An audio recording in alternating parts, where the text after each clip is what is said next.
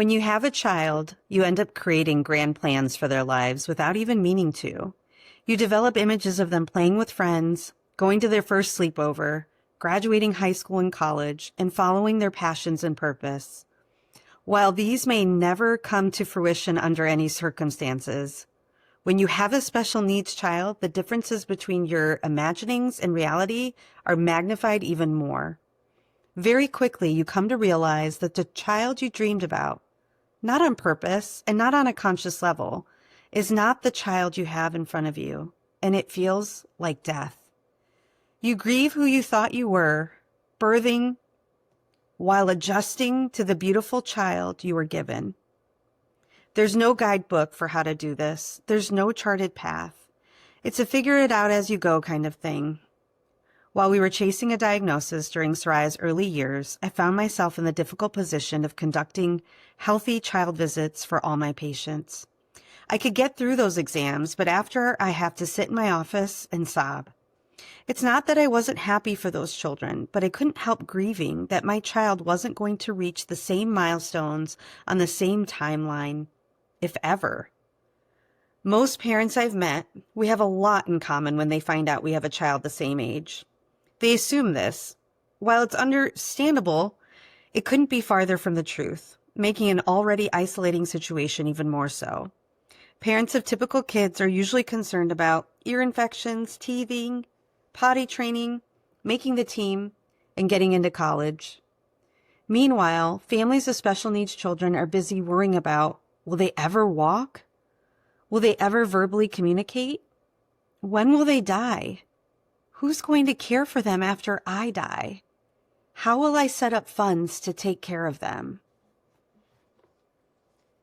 Thank you so much, Tasha, for sharing those powerful words from your book to open our conversation. And hello to our listeners. Welcome back to Grief and Light. If you're new here, my name is Nina and I am your host. And today's guest is Dr. Tasha Faruqui. She's a physician and now author of her debut book. If you're watching on YouTube, I'm showing it right here. Keep Your Head Up, a mother story of chasing joy in the face of grief. Her life and work have been deeply shaped by her daughter Soraya's rare genetic condition, and as a result, she has become a voice of both advocacy and hope for families of medically complex children and those with a limited life expectancy, as well as families experiencing anticipatory grief. Tasha, it is an absolute honor to have you here today. Welcome to Grief and Light. Thank you so much for having me. I'm very excited to share our story, tell you more about the book, and share my experience. Well, first of all, congratulations on, the debut of your beautiful book. And I mean it aesthetically and also in reading it. I was commenting before we recorded that I read it in literally 2 days because I could not put it down. It is as heartbreaking as it is heartwarming, and it's absolutely beautiful. So congratulations and thank you for writing it. Thank you. And I also know that you share much of your story on social media at the Faruqui 5, which I absolutely love because it gives us even more context and behind the scenes to the everyday struggles and joys of your journey, which I recently noticed that it became a USA Today bestseller. So congratulations on that too. Thank you so much. That was such a unexpected and humbling surprise to find out, but very excited to find that out. Very well deserved, honestly. So congratulations to that end as well. And the book centers your 3 beautiful daughters, but particularly your second daughter, Soraya, who's your middle child and who's the reason for much of why you wrote this book. And I would invite you to begin there. Who is Soraya for our listeners? And what ripple effect has her life had changing the course of your life? Knowing that's a big question, but just to give us some context of who she is and her journey. Exactly. So thank you for starting with Soraya. She is really the, reason and the push and the drive and the passion behind writing this book. Soraya is currently a 13-year-old teenager.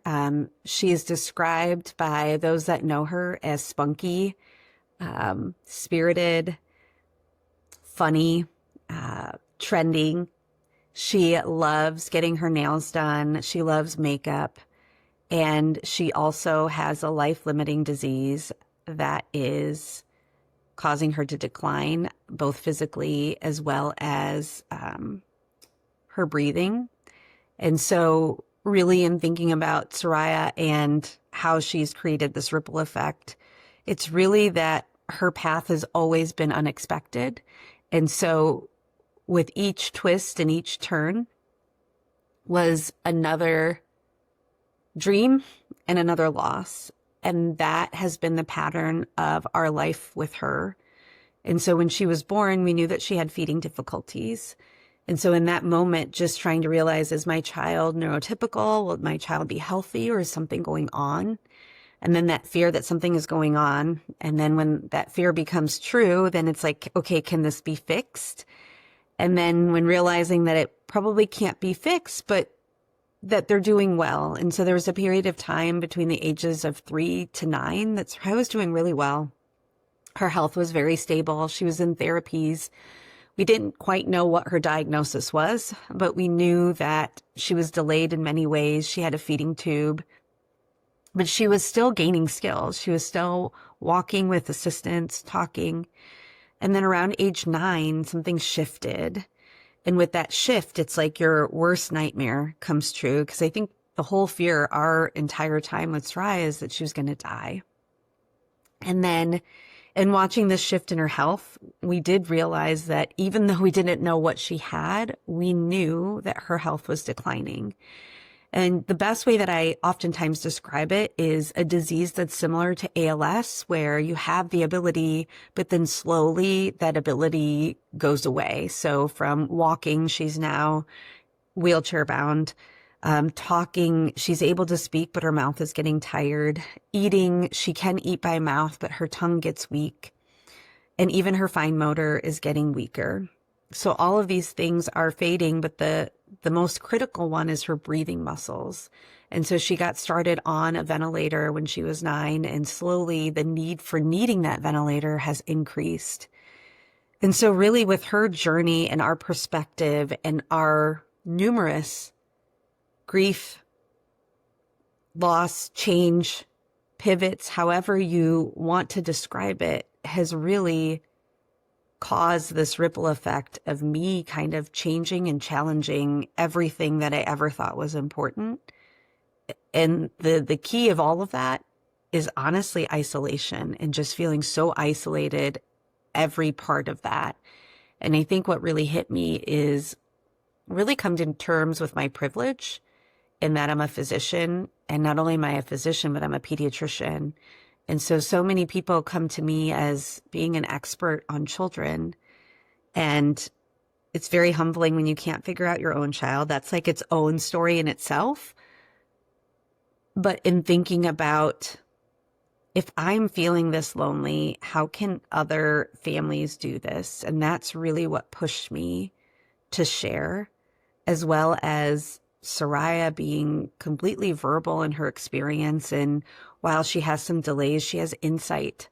And one of the things that she wants to do is share her experience so other people can learn from that. And so really a lot of what I do is to honor her. And I don't think that I would have the courage to share if I didn't have her pushing me and the support of her sisters.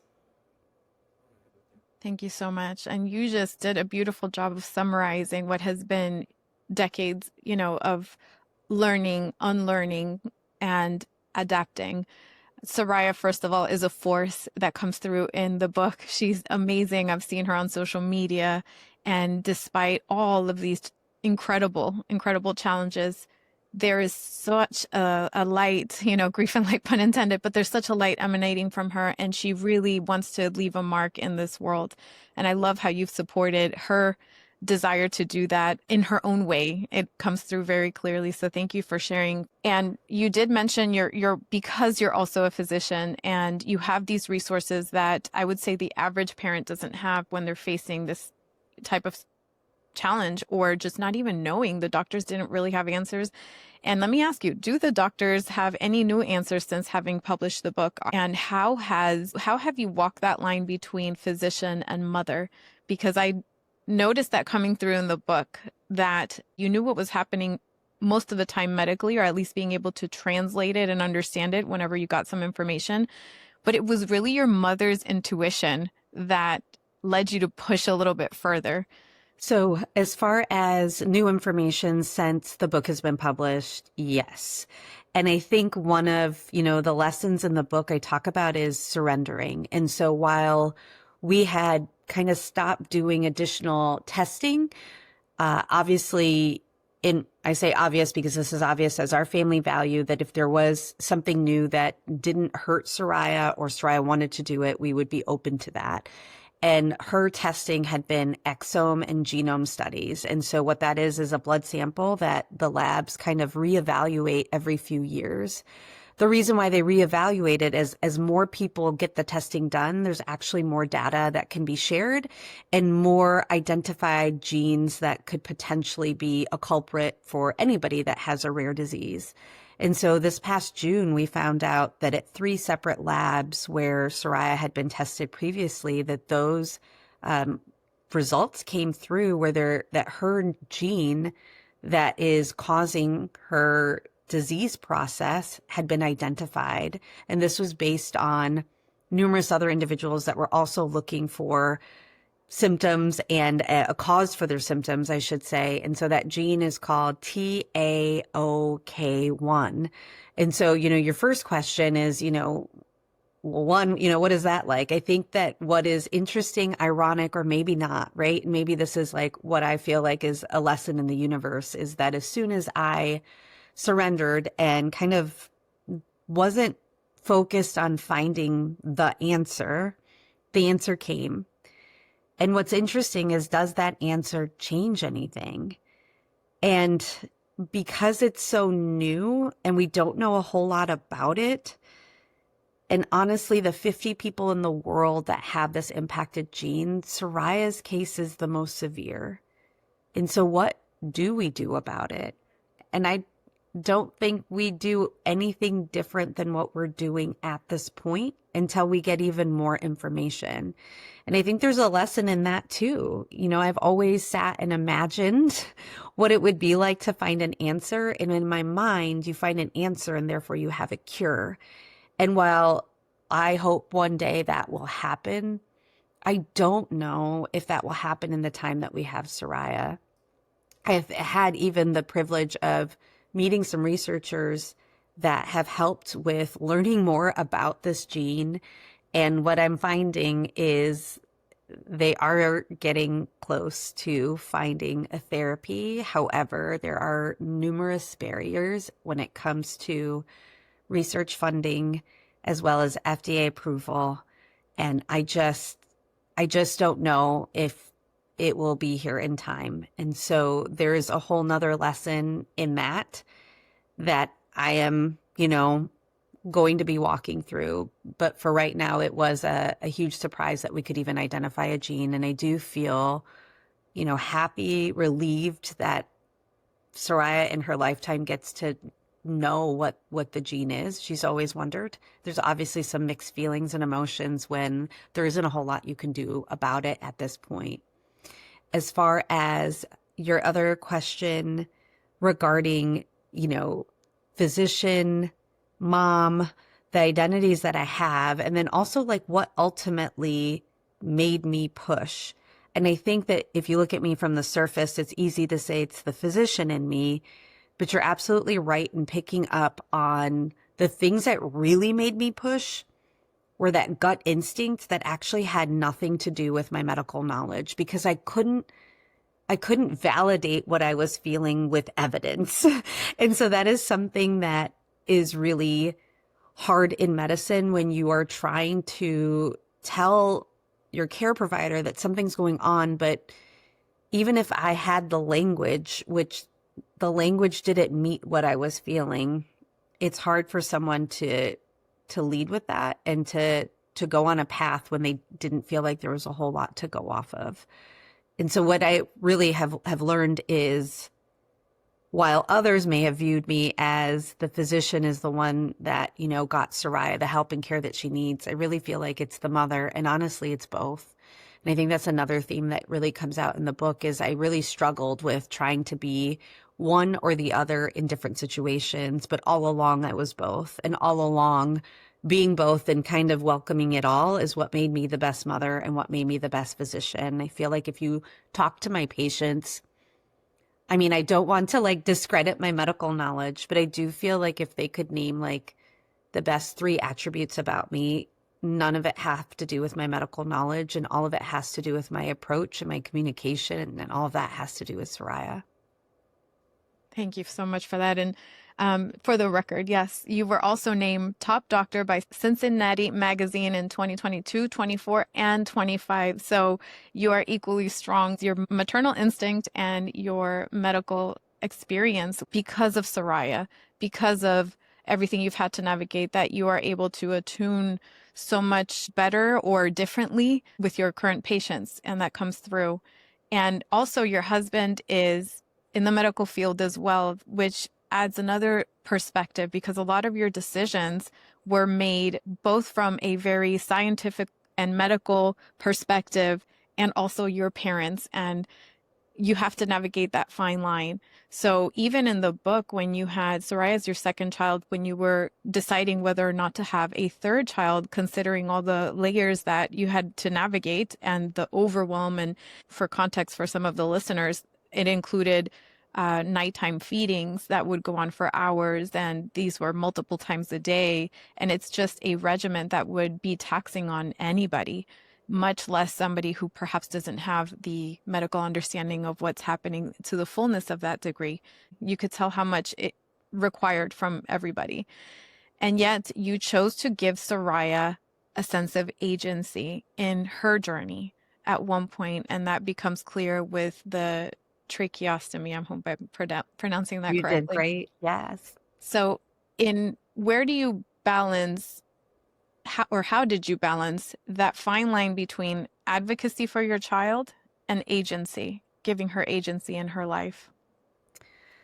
That is a wonderful question. And thinking about advocacy and agency, I think that, when your child literally doesn't have a voice, and I say that from the sense of, for 3 years, Soraya was nonverbal. And in that time, I didn't know if she would ever be able to speak. That as parents, you do the best that you can, and you're making all the decisions. And some could even say when your child is a child, you still need to make all of their decisions. However, with Soraya, we had put in a decade at that point of every therapy, every subspecialty to give her a voice. And when it came to should she get a tracheostomy or not, I think the first thing that my husband and I had to do is really think about what would we want. And what was surprising for us, even as physicians, is we actually had differing opinions. And I think that that's like very important conversations to have with your loved ones. I would assume that he would think like me, obviously, in my ways, right? And, I think that he really thought that I would think like him. However, we had never really had that conversation on what we would want for each other, for ourselves, and then for our children. And so when we realized that we were thinking very differently about it, and then we met with Soraya's team without Soraya to make sure that we had all of the data, we still felt like, okay, we could go either way. We could see the other person's perspective. And so what will we do with it now? And that's when we decided to have Soraya be a part. And we could not think of a better gift that one gave us a sense of, no matter how we go, if we know that this is something that she would want, then we have her blessing. And that's leading, in our opinion, in the right way, because what have we worked for? Initially, it was for this really long life. And if that couldn't happen, which we have no control over, the things that we can control is for her to be able to make this decision. And she has enough knowledge and understanding of her own body that she can tell us. And so it may not be a very, popular way to go when it comes to everybody's opinions on this matter, because yes, she's a kid. So how can the kid, make this type of decision? We trusted that she understood the parts that she needed to. We trusted her medical team that they explained it in a way that she could understand. And we trusted her, and we wanted her to feel like she is the expert of her body. And I do really believe that. That didn't take much convincing for me. I know that she knows her body. And so I still look at that as the greatest gift. I also always tell her to this day that at any time we can rediscuss. And that conversation has come up multiple times. I think taking away the pressure of this is your decision and this is your only time that you get to speak up would be too hard for her. But knowing that this can be a conversation that we revisit also gives her permission to change her mind, to explore without any judgment. And for a little bit of context, if you could just explain why this was such an important decision and why the need for the doctors to explain it in such detail, because it wasn't a easy decision. And if you could just give some context around why. Yes, and thinking about tracheostomy, and people get them for different reasons. Tracheostomy in general is essentially an opening in the neck to help breathe. And so while Soraya has weakened chest wall muscles, that makes it hard for her to take big inhalations and exhalation, the ventilator allows her to do that, but it does so with like a face mask. And so in thinking about that progressing and her needing to be on the ventilator, at some point it will get to 24 hours a day. And so when that happens, and we're at 15 hours a day for a frame of reference, when that happens, it's really hard on your face to wear a mask for that long. And even if you change up where the pressure points are, it does cause some facial depression or some sores.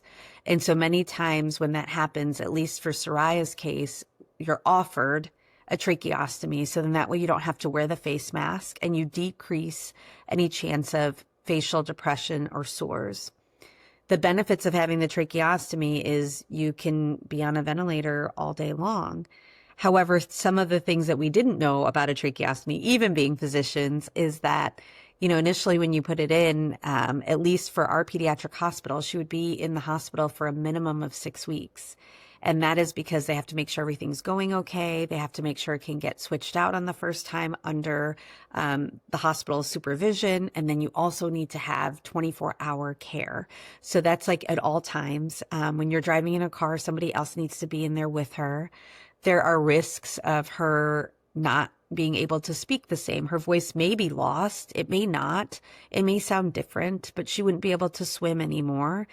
And it's not just 6 weeks and done. It's every so often you would have to go back to the hospital to get a scope, to look at the tracheostomy opening and then even switch things out. And so each time that would be a hospitalization. And so these were factors that we thought about.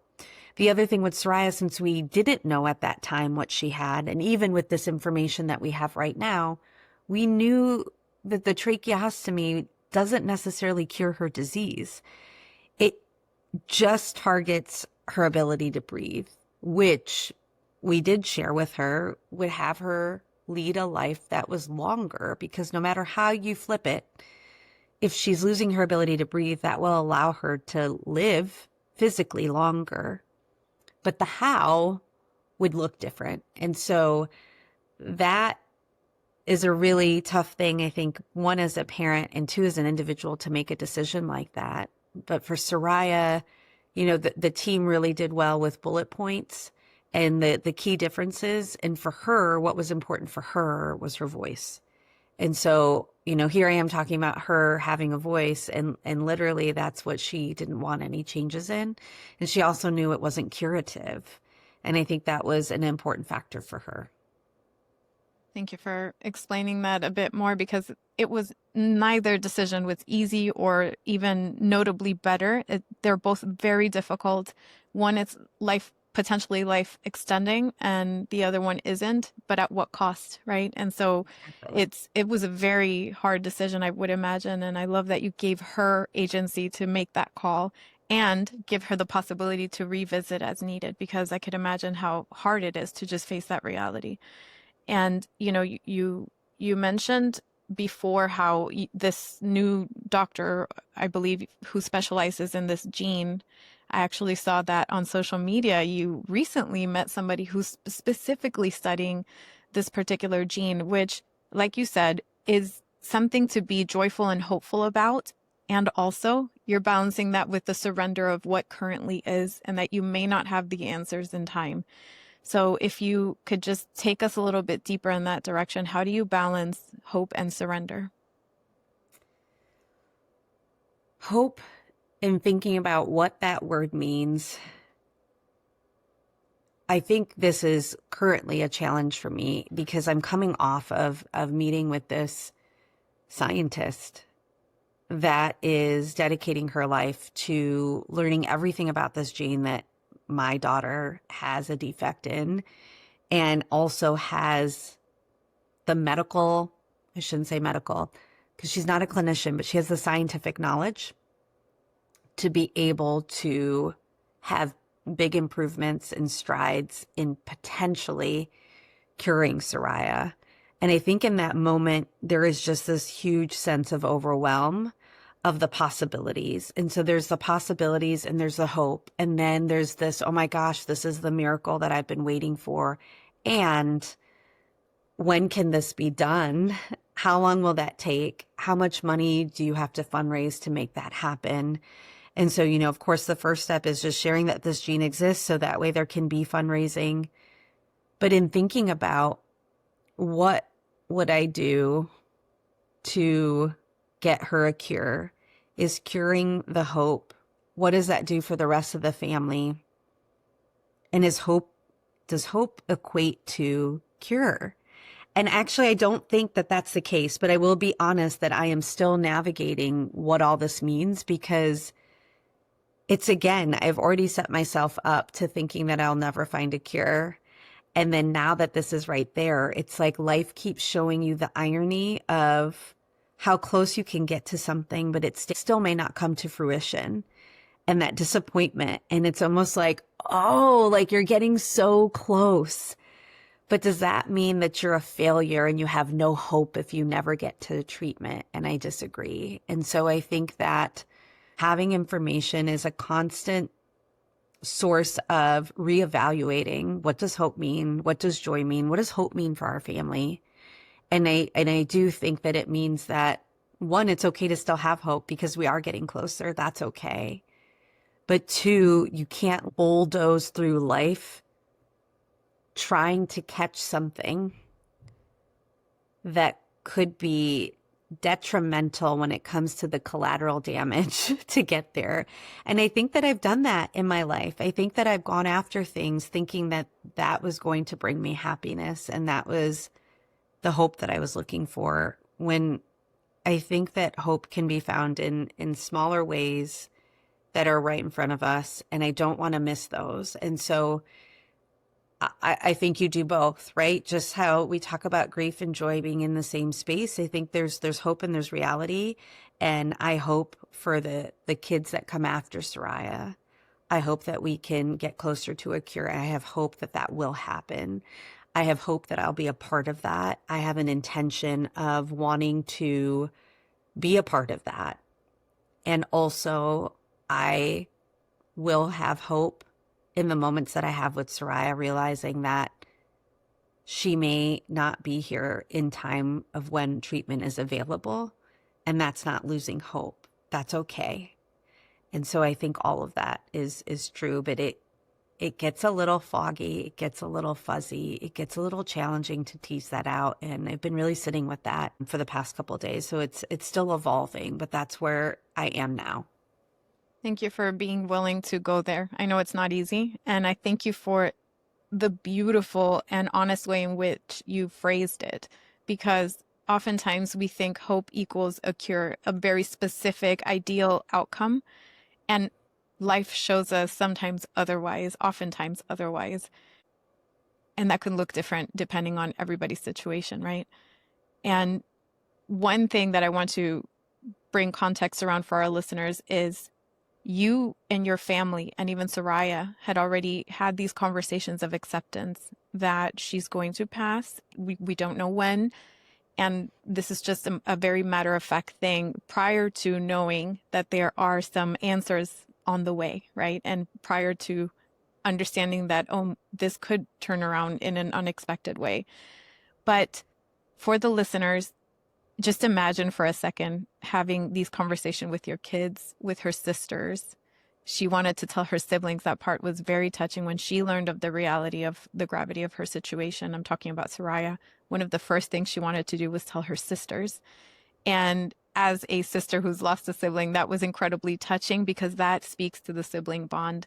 So if you could delve into that side of it as a mother witnessing her daughters come to the acceptance and understanding of all of this, and how each of them, which I find so fascinating because the birth order makes a difference in how everybody's processing everything. So how each one is processing, and as a mother witnessing her daughters, if you could share a bit about that. Absolutely. And the things that I share are things that all three of my girls know that I share and I have permission for. So thank you for even thinking of them and what they're willing to have me share. In the moment of Soraya sharing, she will honestly tell you the way that she would want it is that she wants to share everything with her sisters. It is the most important thing in her life are her sisters. She considers her sisters her best friends, and she wants a forever connection with them. That has always been prevalent for her. And in that moment, even knowing when we were having the conversation as far as my husband and I, and us answering the question that Soraya had is my health, will it mean that I have a shorter lifespan? And us answering honestly, I was not ready for her to say, oh my gosh, I have to tell my sisters. I didn't know it was going to be that soon. And I, at that moment, I'm like, of course I should have thought of that. And so the oldest sister, Yasmin, had already known, and that wasn't necessarily by our choice. That was the older sibling always asking us, what do you know? I know you know more. Tell me the truth. She was begging for the truth all along the way. And so we would have some side conversations with her about where we thought things were going. And she was one that never stopped asking questions. So much so that she said, I still feel like you're hiding something from me. I want to go to the doctor's appointments. And so she was very much wanting to be in the know, but she was also very protective that she did not, and she would not be the one to share this with Soraya or her youngest sister, Lena. And so she kind of almost held that, I hate to say a secret, but at that time, we weren't quite sure how we were going to navigate telling Soraya when would be the right time, how to do that. And so she held that. For Lena, at that time, she was 8. We never said a word about life shortening. She always knew matter-of-fact things about what things were used for Soraya as far as medical equipment, but we had never talked about it. She had never asked. And that's kind of where we were. So in that moment when Soraya decided she was going to tell her sisters, my husband and I were freaking out. Like, oh my gosh, like Lena knows nothing. And will Yasmin say, I've always known, like, how will this go? And so when Soraya shared, Yasmin started just sobbing. But I give her just so much credit for not saying, sometimes siblings like, I knew way before you did. And so that is a very like natural kind of thing that happens in siblings and even in our house, and even with big things, but she didn't. She cried with Soraya and held her. And Lena's reaction was to us just shocking because hers was just like this slow one tear. And her response was, I've always known. And that was just so shocking to us because we had never said a word about anything, anybody life limiting, let alone Soraya. And so in asking her, like, how did you know? And she said, I can tell that slowly she's becoming weaker. And I see when older people get older, they also get weaker and then they die. And I've seen that on TV. I've seen that people, when they get older, they use wheelchairs, they use these things. And so I've known that this was going to happen. And so I think that gives our viewers and our listeners an idea of their different perspectives. And also moving forward, I will say, those roles and those relationships are still shifting. And so one thing that we have talked about, and that is on social media, is this idea of Soraya actively declining and both sisters really struggling with that. And I think that we need to normalize that siblings have feelings and we need to normalize that they may not always be able to be an endless pot of support for the affected sibling when they are struggling themselves. And I will say both siblings are struggling very much in their own unique way, but they have both taken a little physical distance from Soraya because it's been too painful for them to see, be in the same space as well as talk about. And so while we talk about everything and there's nothing off topic, the amount of time that an individual can talk about death and grief and loss, we're at different capacities. And so we're really trying to respect that, but their capacities are completely different. And we're trying to find a space where we can honor what everybody needs, realizing that we're all struggling. Thank you for, again, your honesty and delving there, because it is so true. Just because you're from the same family, experiencing the loss of the same person doesn't mean that everybody grieves the same. And that part of your book was so touching. It was so, I could relate to it in the sense of Yasmin, I'm the older sister. And there's a bit of hypervigilance in, are they telling me the full truth? Is there something they're hiding because they think I can't handle it? And as a sibling, an older sibling, you are, in a way, your brother or sister's keeper. That's a role that's born the day your sibling is born. So when something's wrong with them, something's hurting them, you become like this automatic third sort of parent unintentionally. It's just a role we take on, like, I need to help my sibling, and not being able to, I could imagine, is incredibly painful. The anticipatory grief. Also, it was so interesting to hear about how your youngest navigated that, just knowing it was never something that she had to learn. It was like, no, this is the way it is. And I'm putting two and two together. Older people decline. This is similar to that. And I could imagine how incredibly painful witnessing the decline. That is not easy. And I love that you respect their need to process it as they need. And I'm curious about your own processing as you're witnessing Soraya's decline, as much or as little as you're comfortable sharing. What has that been like with anticipatory grief and obviously navigating it on a daily basis? Yes, for myself experiencing the anticipatory grief, I think the hardest part is my innate want to be a planner. And so, like, this sounds superficial, but it's also so honest. Like, I do, think about how long do I have? And there's this pressure of, will this be her last? The last X, the last Y. Okay, we're going on vacation. Will this be the last birthday? Will this be the last? Because then there is this sense as a parent, like, I have to make it the best. And sometimes when I'm learning now that, you lose steam trying to make it for the best all the time for everybody. And, what does that even mean? And so I have, recently tried to take that pressure off, and just, again, it goes back to this, other idea of just meeting everybody where they're at. And if it ends up being an okay birthday, that's okay. At the end of the day, it's just a day. And so there's that.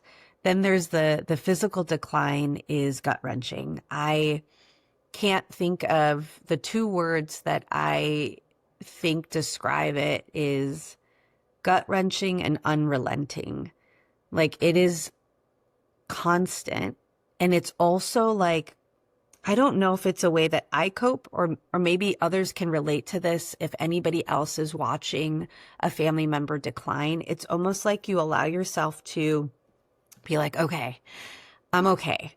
But until she needs a wheelchair on every floor, that's when I'm going to lose it. Okay, so I'm okay. But as soon as she loses neck support and we need a Hoyer lift for the bed, that's going to be bad.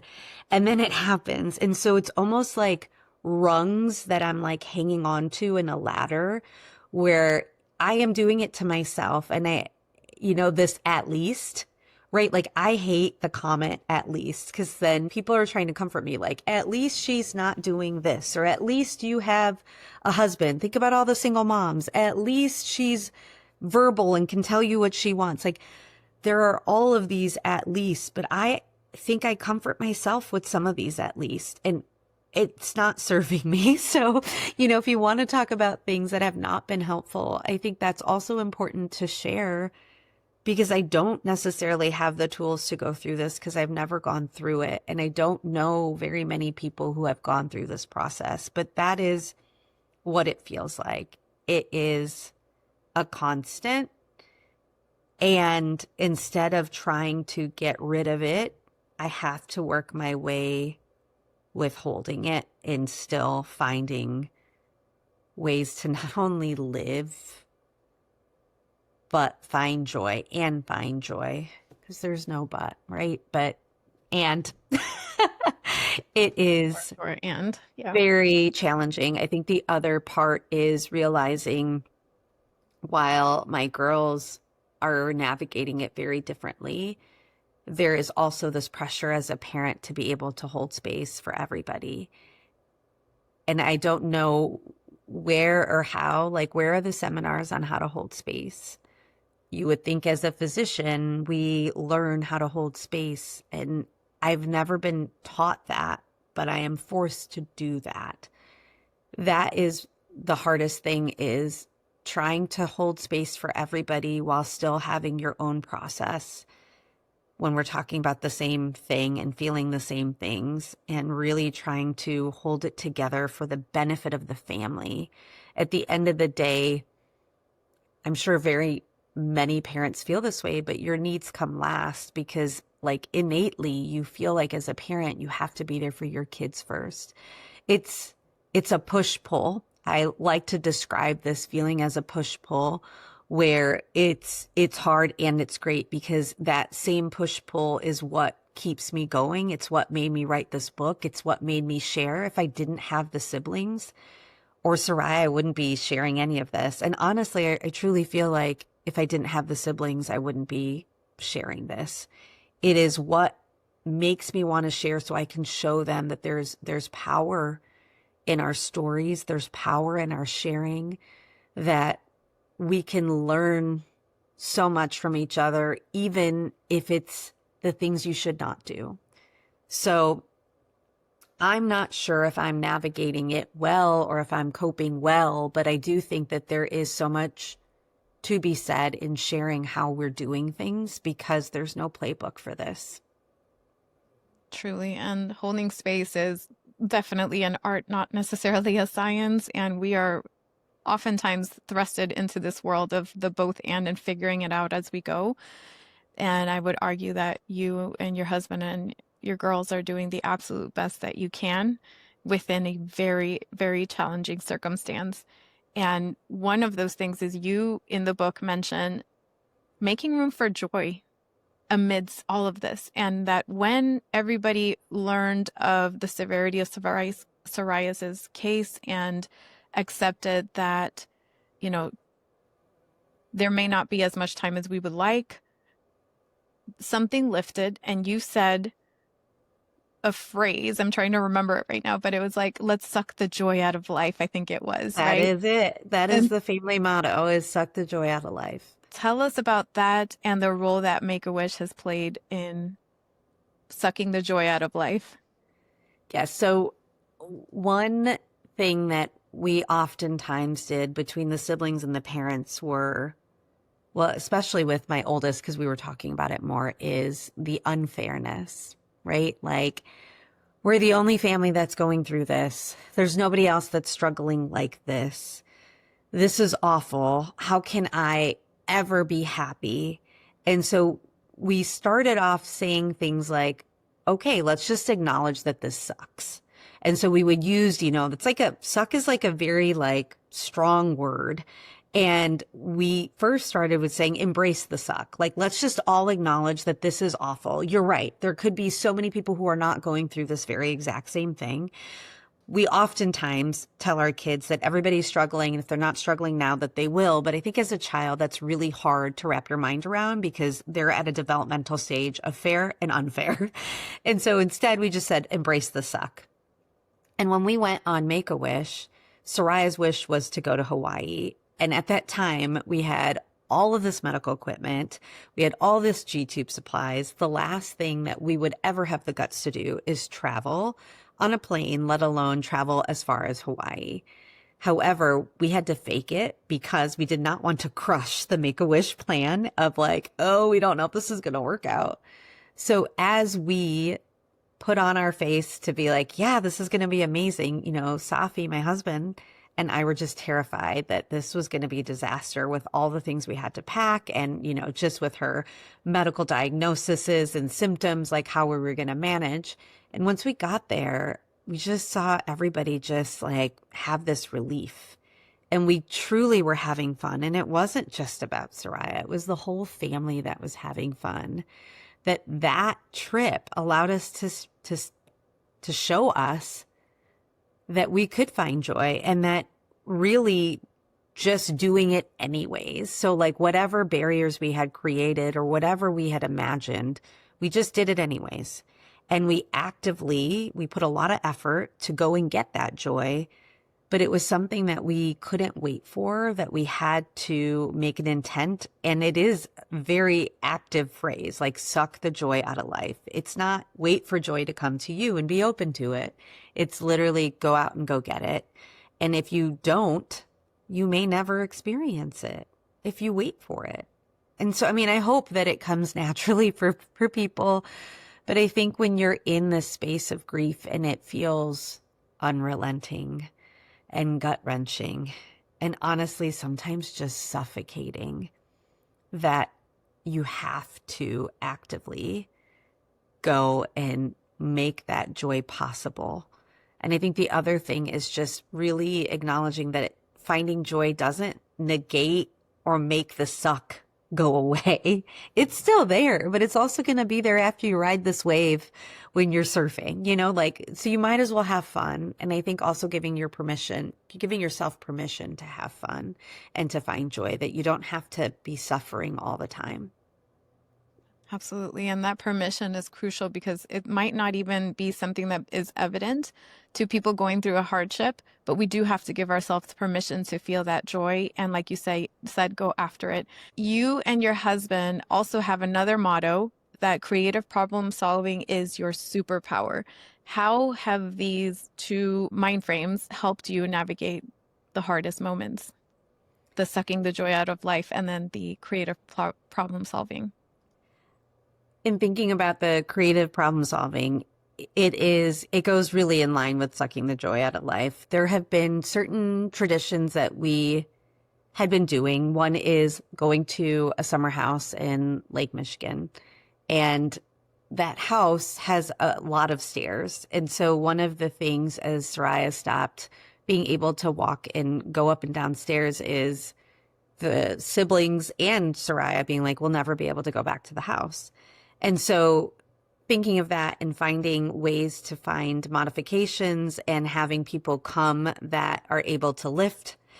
Both my husband and I go to a personal trainer to help lift her safely. So that way we can still do and be at certain places without needing adaptive equipment that you can't just bring into an Airbnb. So that has been some ways. Other ways have been, trying to figure out how we're going to get to a concert and like navigating the ADA and navigating, bringing in her G-tube supplies. And, we don't always ask for permission, but we always ask for creativity. Like, this is what we're doing, and we don't have a sink, so I've got my own supply of water that we're going to just do this syringe feed here, and it's going to happen. And so I think those are the ways that we have been creative. Most of the time, it has to do with doing something fun. And, whatever we think is going to be a barrier is just kind of identifying that and just going in head first and knowing that we may be the first people or the first family or the first person to ever try this in order for us to experience it. And that's okay. And thank you for that perspective, which you share throughout the book. And I encourage anybody, even if you don't have a medically complex child, this book is for everybody. This book is for if you're a physician, an educator, a parent, even a sibling, somebody going through a hardship, because the way in which you, your husband, your family navigate the multitude of challenges is not just inspiring, but it gives us perspective to how we can help each other do life. It sure gave me some perspective. And I want to be mindful of our time together here, but I do want to include this in the conversation about religion and spirituality and the roles those played throughout your journey, and then include some of the beautiful, serendipitous, and almost like magical things that have been happening with Soraya and her sensing the other side, if you will. I will say the aspect of religion and spirituality is one that I could have never imagined and how this would play a role in my life and thinking about where I was 20 years ago. With Soraya, I will say that, as I share this, this is not, for debate, for right or wrong. This is just our experience. I grew up with a religion. I find great peace in the religion that we practice. I will say that having to watch somebody that you are so close to and you love so much slowly die does make you question everything. For our family, for my husband and I, that has been the case. There has been a lot of challenging thoughts, a lot of anger, a lot of questioning when it comes to religion due to the fact that we have this situation. And I think that religion has really helped us with our values.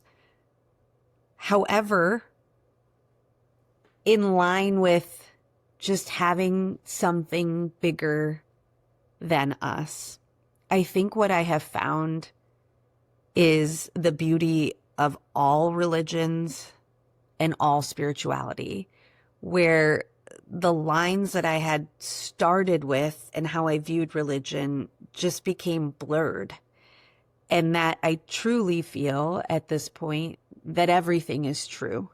And so instead of who's right and who's wrong, I truly find it's all true, and that there's truth in everything. And so with that, I think when you're desperate, many of my findings of spirituality really came from points of desperation where you are just looking for answers. You're looking for clarity. Just so desperate, not just in saving Soraya, but in, can I endure anymore? Give me a sign that I'm not alone. And that comes from a strong belief in something. And that has always been there, where there's just got to be something bigger than myself. I know what had started as a relationship at a bachelorette party was my first interaction with a psychic. And so that was over 25 years ago. And I mentioned, talk about Mama Mary, and she's still a part of my life. And so she is a spiritual advisor and she reads tarot cards. And so there's, a lot of people that might say, oh, that's not real, that's not true. And, honestly, I first went to her for entertainment for a bachelorette party. And not only was she entertaining, but she really found some things about me through her gift that people in the room did not know. And that was my first experience with somebody who had some sort of connection. And what I love about her, she always says she works in light. And that was comforting for me. And soon after that, whenever I would come to a point in my life where I was at an intersection or I needed some direction, I would make an appointment with Mama Mary. And so for the past several years, she has been a part of my journey and a part of my life. And thinking about other people, and there have been other people that have just been at the right time, at the right place. And so, another person that, I mention in the book is a past life psychic, and he is wonderful. He's listed in my acknowledgments, and I'm not afraid to share, Ainsley. I had read his books, and in my journey of grief, they just really resonated with me. It's just, books about spirit guides, our souls, how we're connected. And it gave me a lot of comfort in thinking about, why am I losing Soraya? Why me? And taking the me out of it. And just really, again, it helped me surrender. And so one of the things that Ainsley offers is one-on-one sessions. And I was desperate. I wanted some clarity, and I wanted to know how I could cope. And what he shared with me was just beautiful advice, all in light, all in love. And one of the things that he said is, you need to write a book. And it was one of those things that was already in the back of my mind, but I already had so much self-doubt. I don't have the time. My story isn't worth it. Like, who's going to learn from my mistakes? And also this voice of, what will people think? What will my patients think? What will my family think? All of these barriers. But hearing him say the potential impact, and as well as hearing Soraya say what she wants, which was also, I think the other part is, there was so much of what he said is what Soraya wanted. And she actually said, Mom, I want you to write books. I want people to know how to treat people with disabilities. I want people to know about our journey. That all of that came in line kind of simultaneously for me, that I couldn't ignore it anymore. And there's wording and phrase in the book that talk about, when you try to ignore something from the universe that is trying to push you, you can only ignore it for so long until it smacks you in the face. And so I'm sure that there was inklings of this path that I had talked myself out of, from a logical perspective. But it's the desperation, the love, the loss that just had me go for it. And there's also a part of, I have nothing else to lose.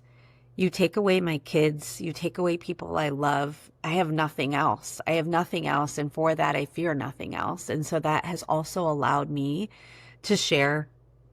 And I think intent really matters. And for me, I really wanted to make sure that the intent of why I'm sharing is very clear. I think it's really hard to be so vulnerable in public. And, maybe it's perceived of, for fame, for fortune. And for anybody that, knows that, like, there isn't necessarily fortune in book writing, and there's also not necessarily fortune in being a pediatrician. And so, and thinking about my why, I think that is very important. For Soraya, with her being verbal, there have been very many times where she has shown a connection to the other side. And I will say that that connection is just getting stronger. And that doesn't mean I know what that means, but I'm only sharing in case there's anybody else listening that can relate, that I don't know. Some people describe this as a veil.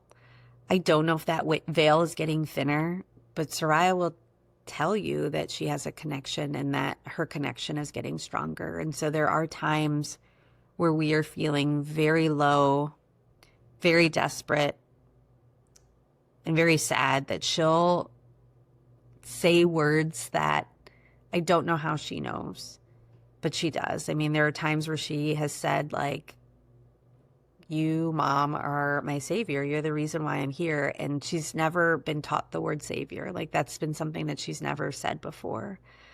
There have been other messages that have come through when it comes to people that have already crossed, that are near and dear to my heart, that she's never met, but she's able to describe.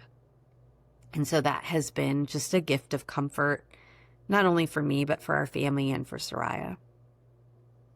Thank you for sharing that. And I resonate with so much of everything you said. Grief cracks us open in expected and so many unexpected ways. Religion and spirituality can coexist, in my opinion, religion in our early days, for example, served such a wonderful foundation of stability because my grandfather had rituals based on the religion to kind of keep us together when it felt like the foundation had been, ripped from underneath our feet. And also, spirituality gave me perspective of what happens after, in life after life. And particularly in my case, it was stories of near-death experiences. I'd never heard of that before. And suddenly I'm hearing this and I'm like, wait, what? There's people that are connected and this happens and there's this whole other world. And at first, my logical mind wanted to get the information as to why and what exactly is this? Is it a hallucination or not? And through time, I learned that does not matter. Does it feel like connection? Does it feel like love? Does it feel like something that is supportive to you in that moment? Is it harming anybody? No. Okay, then go with it. And well, I don't have the science, but I really like that you included that in the book because it is something people do experience, and that connection can be beautiful and powerful. And I do believe that we're connected to others on the other side, one way or another. And I sure hope so because, I lost my brother. I hope I see him again. I really, really do. I trust I will. So thank you for including that. And closing out here, what would you tell a parent learning of their child's diagnosis or not having answers? What would you say to them as a physician and or a mother? I think, honestly, the first and foremost, most important thing to hear is that you're not alone. This feeling of isolation is the worst and I think the most prominent feeling. And especially when it comes to a parent relationship with a child. And I think a lot of that has to do with our society in how we portray parenting. I think there's a lot of issues with that as it is. And like just being a pediatrician and seeing how much social media plays a role in, what you're doing right or what you're doing wrong. And like, there's so much comparison. And so when it comes to your child having a rare disease or a life-limiting disease, and then constantly feeling like you're being compared to these other families that have quote unquote perfect children, perfect parenting, I think it's so self-destructive that the first thing I want to say is that you're not alone and that I promise you that no parent is perfect and that there are other people struggling. And that's not to make it great that there are other people struggling, but it's to really show that we can really be there for each other. So it's okay to look at different groups, to join support groups, to get mental health help. So I think that would be my other take-home point, would be the importance of mental health. In having the ability to talk about it really, really helps. And I will say that many people will say, oh, I have friends and family that are really close. I will say grief really changes relationships. And then that can be like a whole nother podcast. And sometimes even saying grief makes people uncomfortable, people that you love and love you, but just can't talk about it. And so I really think that if you're going through something like this, please, I beg you to have a therapist. That is something that I think is just instrumental in the process, because we have witnessed just so many changes and shifts, not only within ourselves, but the dynamics of the relationship of the people around us. And that has been almost as significant as losing parts of Soraya.